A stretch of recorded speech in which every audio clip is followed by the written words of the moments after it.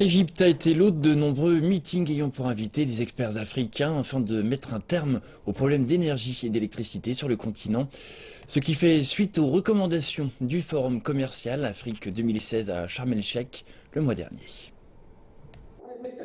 Des experts venus d'Afrique se sont rendus au Caire afin de partager leur vision sur la façon de développer le secteur de l'électricité sur le continent.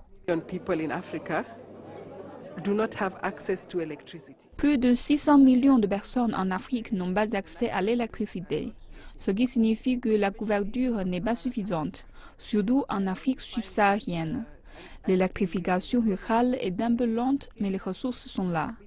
93% de l'énergie renouvelable africaine n'est pas utilisée, mais ni branchée.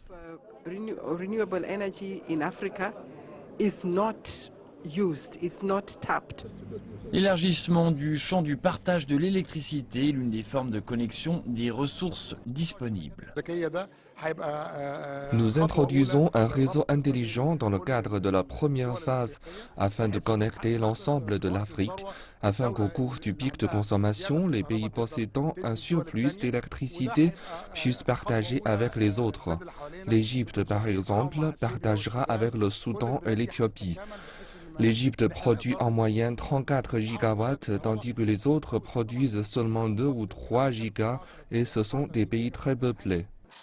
Mais afin de mettre en plus un projet durable, les pays ne partagent pas seulement de l'électricité, mais également leur expérience et savoir-faire. En décembre dernier, nous avions 3 groupes de travail, d'abord au Caire, dans le domaine de l'énergie solaire, puis de l'énergie éolienne au Suez, et enfin de l'énergie solaire à Beni Suef. L'Égypte dispose d'importantes capacités et technologies. Nous essayons de lier l'Égypte avec le reste de l'Afrique afin que les pays puissent bénéficier des capacités égyptiennes et recevoir une formation et une technologie qui n'est pas encore accessible dans de nombreux pays africains. Les gouvernements prévoient également de mettre en place de nouvelles mesures afin d'encourager les étrangers et le secteur privé à investir de façon encore plus importante dans les projets électriques du continent.